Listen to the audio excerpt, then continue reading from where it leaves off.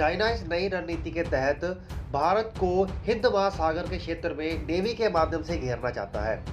हम सब जानते हैं कि चाइना ने पिछले कुछ सालों में बहुत तेजी से अपनी नेवी का एक्सपेंशन किया है, जिसके चलते आज के वक्त में चाइना की नेवी सबसे ज़्यादा स्ट्रांग मानी जाती है। लेकिन चाहे हथियार कितने ज़्यादा हो, लेकिन किसी भी युद्ध को जीतने का तरीका होता है बेहतरीन और सटीक रणनीति। इसी के तहत भारत की नेवी को और ज़्यादा मजबूत बनाने के लिए डीआरडीओ एक नए प्रोग्राम के ऊपर काम कर रहा है। हम सब जानते हैं कि भारत या फिर दुनिया की किसी भी नेवी के लिए सबसे ज़्यादा महत्वपूर्ण होता है उस देश का एयरक्राफ्ट कैरियर।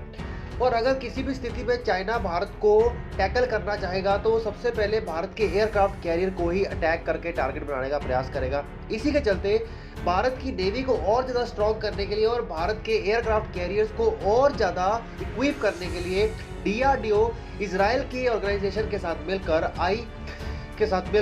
ये एक surface to air long range missile बना रहा है। ये long range surface to air missile खास तौर पर जो नया आईएनएस विक्रांत होगा एयरक्राफ्ट कैरियर, उसके अंदर डिप्लॉय की जाएगी और उसके साथ कई और ज़्यादा शिप्स के अंदर भी डिप्लॉय की जाएगी।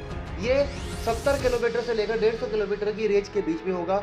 हालांकि इसका जो स्टार्टिंग में बनाने का प्लान था, ये केवल लैंड बेस्ड मिसाइल बनाने का प्रोग्राम था, लेकिन चाइना जैसी चुनौती को देखते हुए भारत ने अपना प्रोग्राम बनाया है कि हम इसके अंतर्गत एयर, सी और लैंड तीनों वेरिएंट्स बनाएंगे और सबसे पहले इसके ऊपर मैराइन क्षेत्र में काम चल रहा है ताकि भारत किसी भी हालत में चाइना की नेवी को हिंद महासागर के क्षेत्र में टैकल कर सके, ताकि युद्ध जैसे क्षेत्र में भारत को किसी भी हालत में चाइना पटकनी ना दे सके। और इस LRSAM की बात करें तो अगर किसी भी स्थिति में कोई भी ऐसी मिसाइल को या कोई भी ऐसा एयरक्राफ्ट भारत के किसी भी नेवल शिप की तरफ आ रहा होगा तो ये उसे बहुत तेजी से डिटेक्ट करके इसे लॉन्च करके उस टारगेट को डिस्ट्रॉय कर देगा, जो कि हमारे किसी भी नेवल शिप को खत्म कर सकता है। इसके अलावा हमारे जो एयरक्राफ्ट कैरियर के अंदर vertical launch short range surface to air missile system भी डिप्लॉय किया जाएगा, जिसकी रेंज 40 किलोमीटर से 60 किलोमीटर के बीच में होगी। ये भी डीआरडीओ के द्वारा ही बनाया जा रहा है। ये LRSAM का एक्सटेंडेड रेंज वर्जन माना जा रहा है। इस वर्जन के ऊपर भी काम चल रहा है, जो कि 150 किलोमीटर तक की रेंज तक किसी भी चीज़ को टैकल कर सकेगा।